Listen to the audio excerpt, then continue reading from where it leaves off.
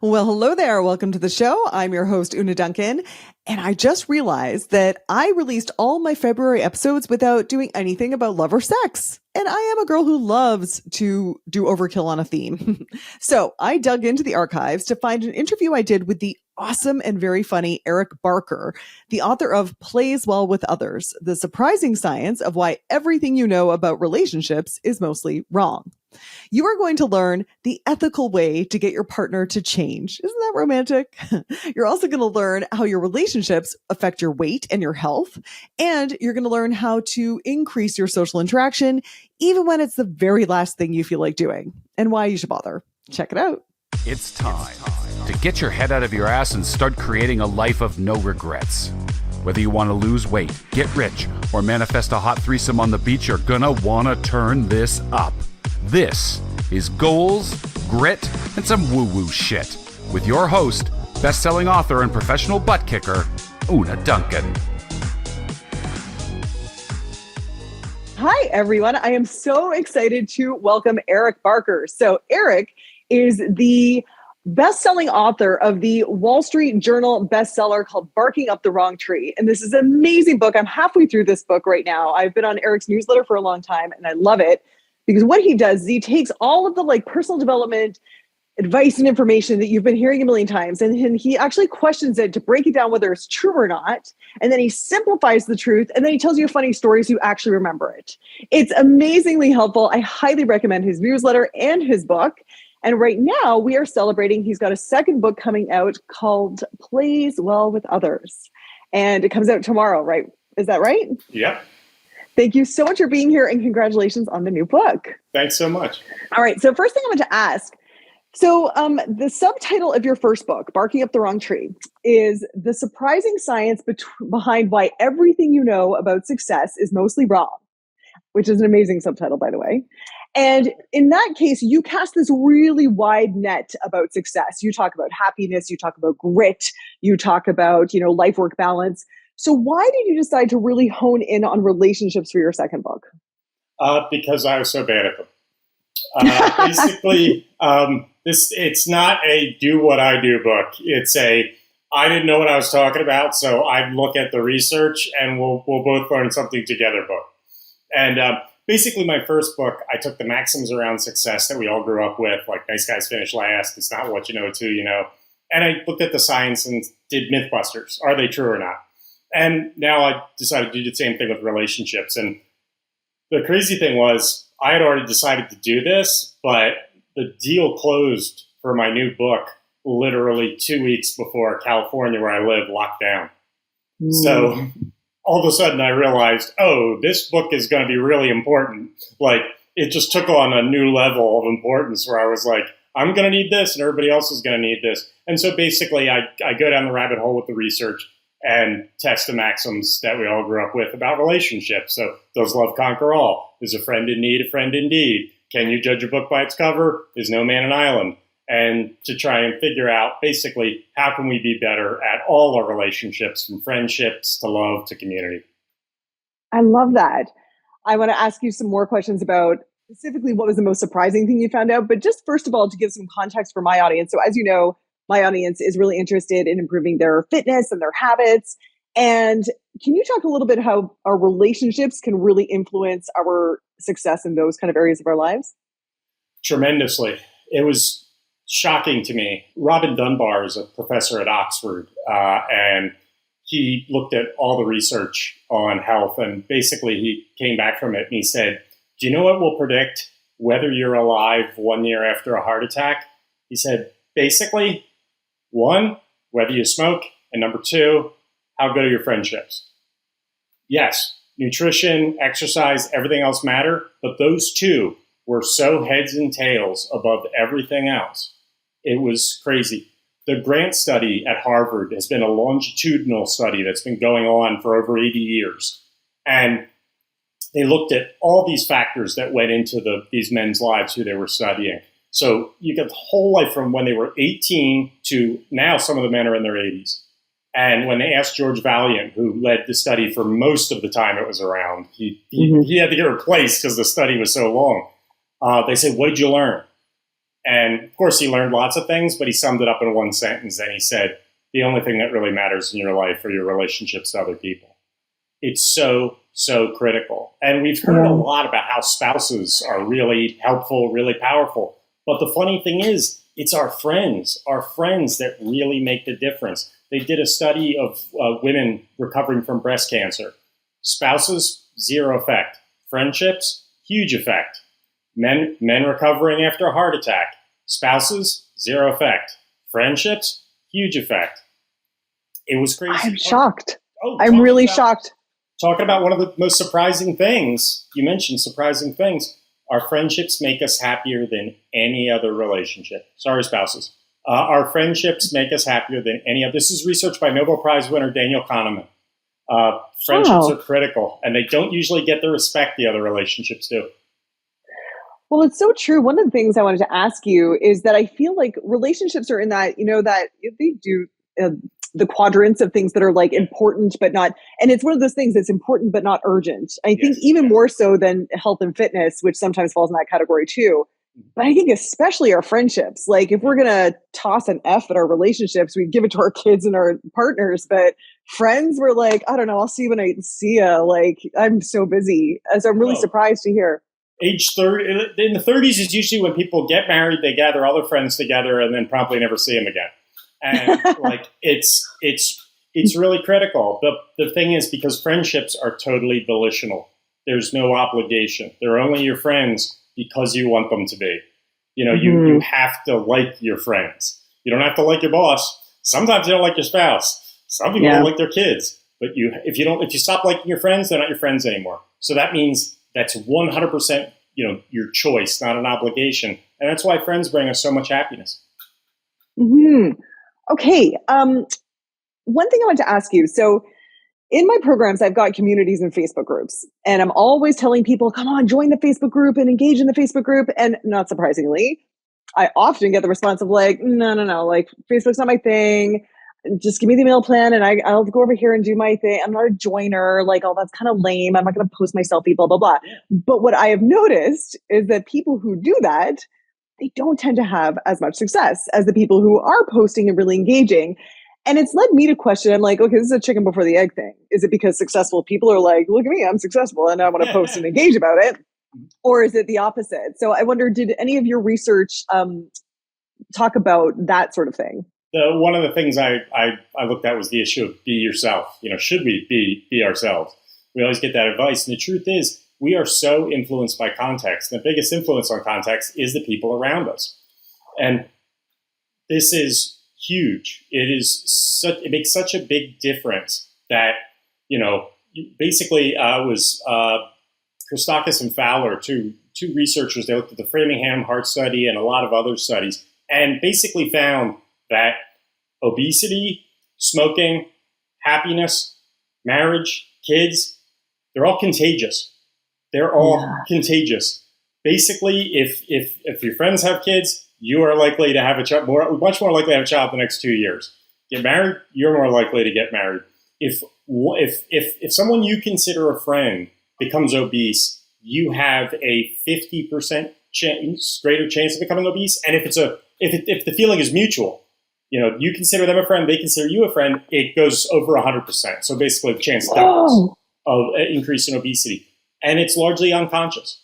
They did some incredible, because usually we think we're in charge, we're making the decisions, but context matters so much. And the line I use to try and reinforce this is, what is a nice car to you? What does rich mean to you?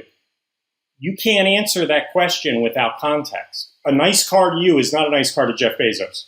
It's not a nice car to Elon Musk. That's probably true. You have to have context. Yeah. What does rich mean? Rich to you is not rich to Jeff Bezos. Context matters. Our standards, our judgments come from the community around us. So it is so critical. But specifically to what your audience is dealing with, those obesity metrics were huge. Those smoking metrics were huge. We are subtly influenced constantly by the people around us in so many of our health behaviors. People think that smoking has largely been banned in many public places. And we think, oh, that's good because I won't get secondhand smoke. I won't breathe it. Certainly that's good. But that's not the biggest reason why banning smoking is helpful. Banning smoking is helpful because if my friends smoke, I am more likely to start smoking.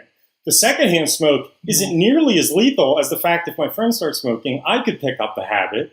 That's much more deadly to me. And then if I pick up the habit, my family and friends can pick up the habit. What's really critical is that influence that we have over, and again, it's largely unconscious. So I always recommend, try to spend more time. Of the friends you have, try to spend more time with the people you want to be like. And for your group, joining a community of other people who are trying to improve their lives, trying to stay in shape, is one of the most powerful and easy. It's easy. You can be lazy. All you got to do is show up. Just hang out, and you're gonna have a little bit of social pressure that's going to be good for you.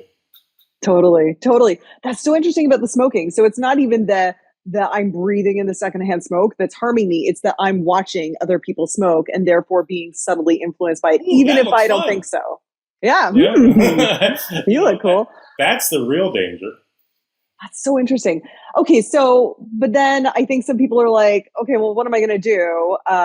My kids will only eat Cocoa Pebbles and grilled cheese, and my partner really loves to unwind with some beer and nachos. Yeah. So what am I supposed to do about that? I mean, to the degree you can, when you spend time with friends, when you get together as a group, when you're deciding which kids you'd like your kids to play with and which ones maybe not so much. If your spouse wants to hang out, as couple night with the friend, which couples are you picking? We have influence over all of these things. Which events do we go to? Who do we go them with? These are all things we can think about because, again, it's not that we enjoy the company, but we don't enjoy the company of others. We don't merely enjoy the company of others. We become the people that we spend time with in many ways. And the most insidious part is we often don't realize it. They did one study, it was phenomenal. They asked college students, how much do you drink? How much do you think your fellow students drink? And what they found was, there was an average.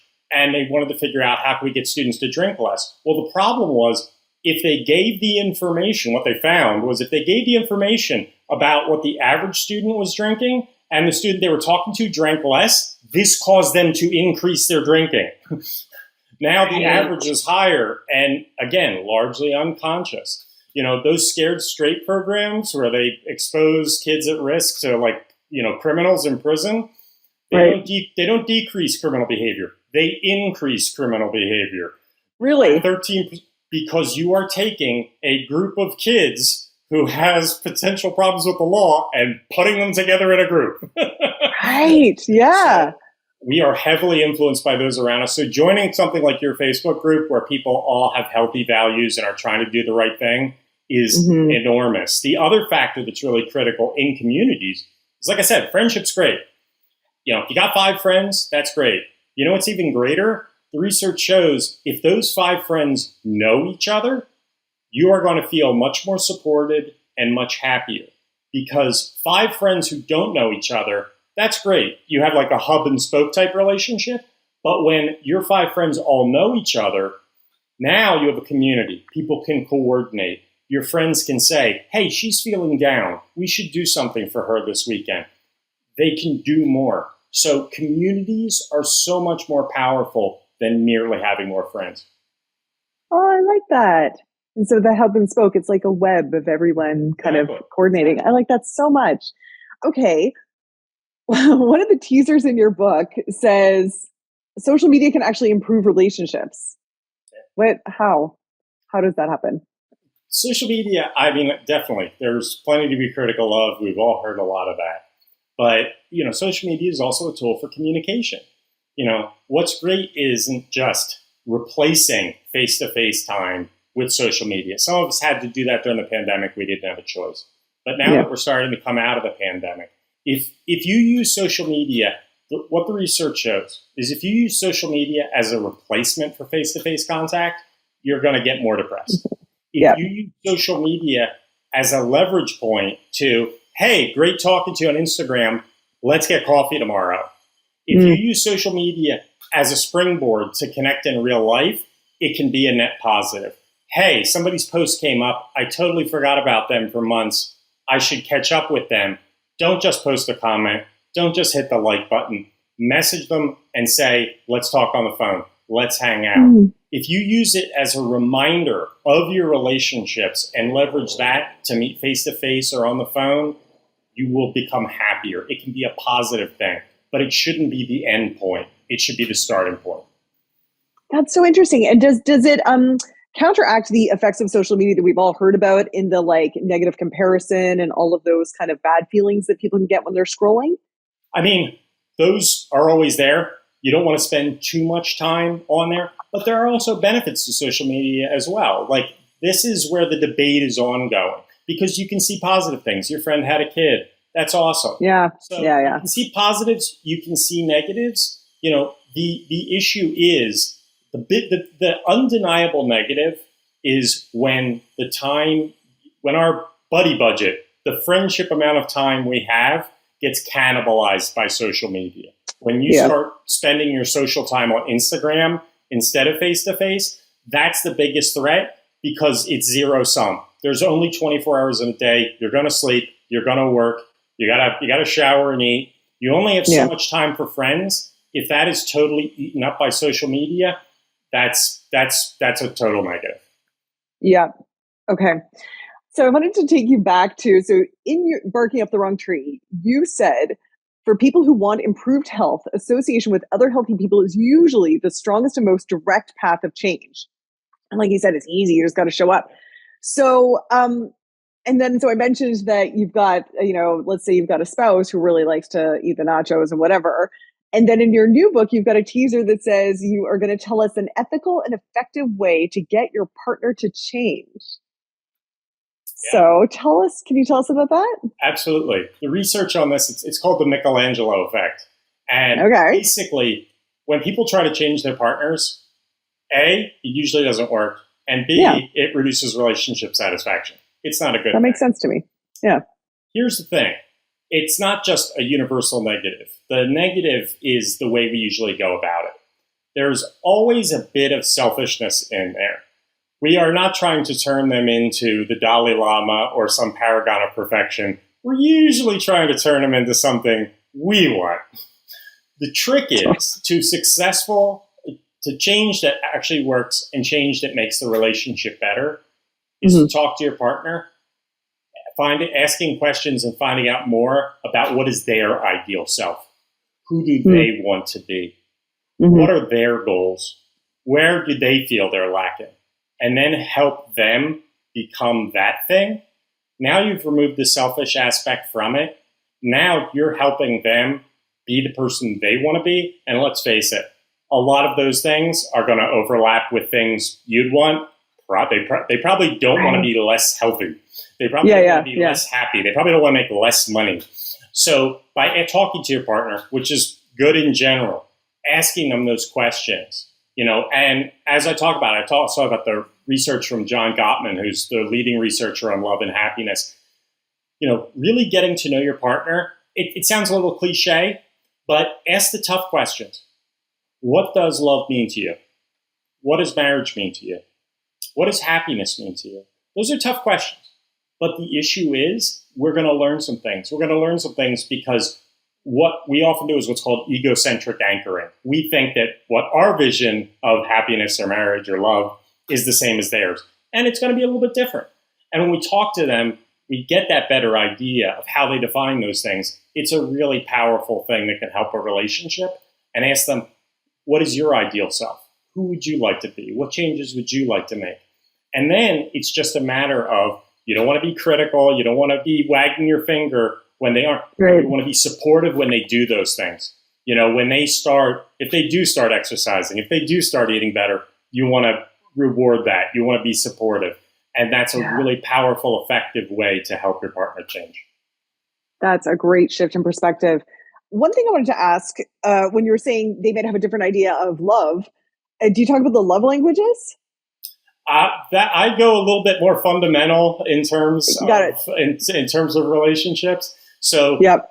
I mean, if they say something along those lines, sure, great. Yeah. But what's really critical is, what I found is the negatives that people usually engage in that hurt a marriage, hurt a relationship, are usually the same. John Gottman found the biggest four are criticism, defensiveness, stonewalling, and contempt. And if we can get away from those, that's really good. But we often try and fix the negatives. Well, fixing the negatives doesn't necessarily make something great. It just might make it neutral. I have a not negative relationship with every stranger on this planet. That's not love. What we need to do is up the positive, because that's where it's really great. Because what Gottman found is that love, when it works, it's a 5-to-1 ratio, 5 positive things for every 1 negative. That's why some couples that bicker or fight, but they can still be happy because even though they have those negatives, they have even more positives to outweigh it. And how we can achieve that is do more exciting stuff together. There's something in psychology called emotional contagion. And basically, whatever environment we're in, again, context, whatever environment we're in, we associate those feelings and emotions with who we're with. So instead of date night being more Netflix and pizza, go out and exercise together. Go horseback riding. You want a fairy tale marriage? Go slay a dragon together. It's just like go do fun, exciting stuff, because you will come to associate those positive, energetic feelings with your partner. Right, of course. Okay, I love it. You said that we should ask our partners hard questions. And I was wondering if I could ask you a hard question. Okay. You said that you started this project because you were not so great at relationships. So now that you're done, would you share a little thing that you've tweaked about how you approach relationships? Yeah. Well, in my friendships, what I found is I looked at all the Dale Carnegie stuff, which actually most of it, not all, most of it is validated by the research. But that's really good for the beginning of relationships. Like what, like use people's names, like that kind of stuff? Use people's names, express similarity. The one thing Carnegie was wrong about was he said, try and see things from the other person's perspective. And psychology shows we're terrible at that. we usually get it wrong and it makes things worse. We're making assumptions. But Carnegie's stuff doesn't tell you how to make deep friendships, doesn't tell you how to deepen your relationships. So when I looked at the research there, the 2 critical things for deepening your relationships were time and vulnerability. Time is the thing friends most often argue about. Time is a very costly signal. If I spend an hour a day with you, I can only do that for 24 people. That's it. The end. Thank you for calling. That's it. Yeah. So it's a powerful signal to make time for people. And in Notre Dame research, they looked at 8 million phone calls over the period of years. And they found that people who touch base every 2 weeks were more likely to stay friends. So time is critical. So now I try and make time, more time. And the other critical thing, which I was really bad at, was vulnerability, was opening up. Basically, you've got to open up, talk about your fears, talk about your weaknesses. We need to do those things. Not only is it important for the relationship, but talk about health. Not opening up, not being vulnerable. University of Pennsylvania study showed it prolongs minor illnesses, increases the chance of a first heart attack, and increases the chance of that heart attack will be lethal.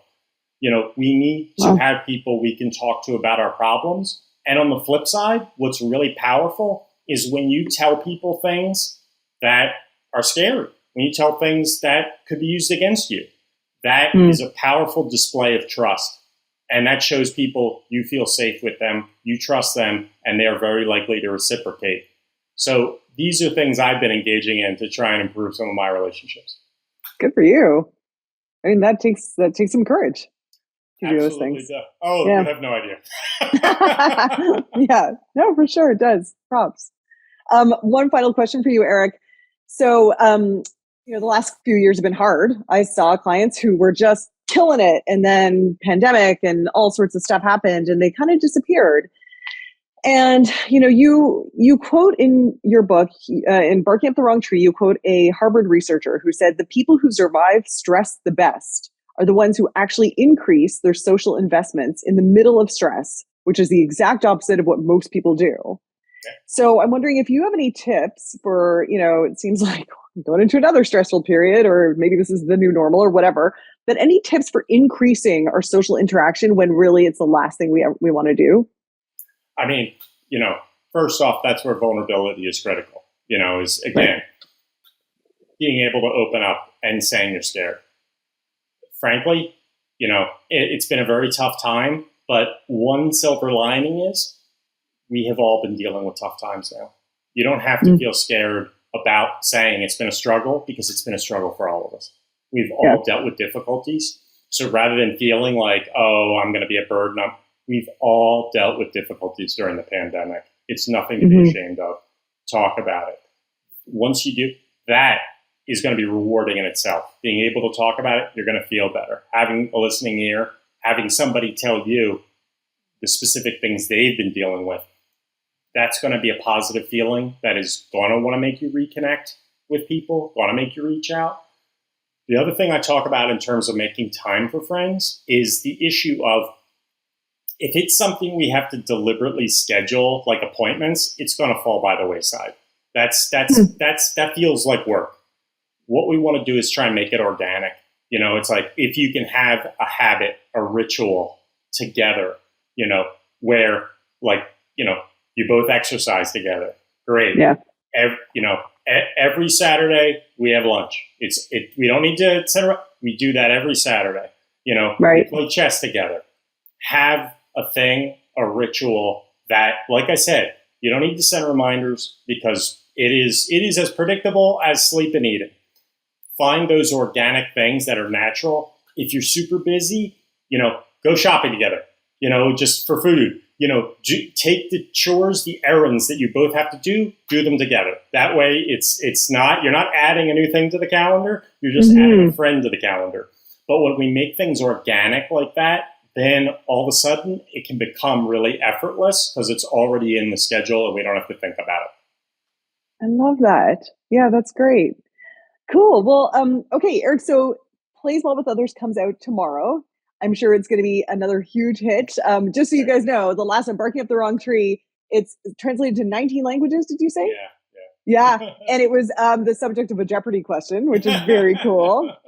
Very cool. So it's going to be another amazing book. I'm super excited about it. Where can people find out about it and get a pre-order their copy so that it comes on their Kindle tomorrow? The URL of my blog is a little tricky for some people. So if they go to ericbarker.org, EricBarker.org, that's my website. If people pre-order the book, there's a whole chapter I had to cut because of length purposes, because my publisher had a word count limit. So you get 25% more book if you pre-order. Woo! So it's pretty cool. But no, if people go to ericbarker.org, and both books, Bark Up the Wrong Tree and Plays Well with Others, are both available on Amazon and most other big booksellers. Amazing. Thank you so much. Congratulations about the book. And I hope you have a great pub week. Thank you. This was fantastic. Hey, I hope you liked that interview. You know what's funny / not funny?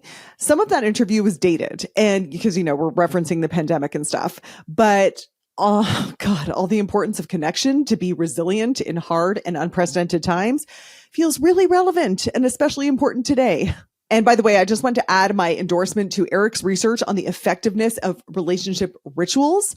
One of my best habits that I have going on right now is my weekly Sunday hike with my 2 girlfriends.